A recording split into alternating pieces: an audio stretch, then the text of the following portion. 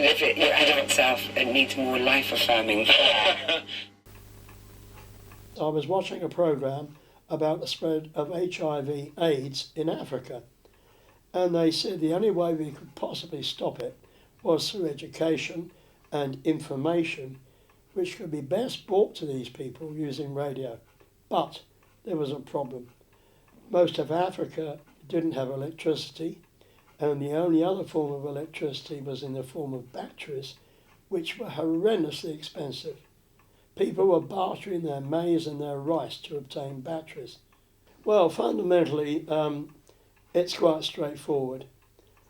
Basically, what happens is you wind up a spring in the normal way. If you've got a Meccano set, you can get little engines or little spring-powered devices.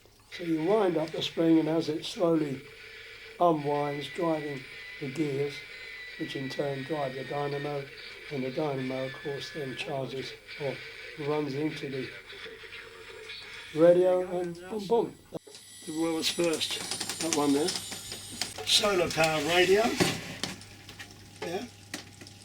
And it's also got a wind-up torch on it, and it's also got a mobile phone charger, all in one.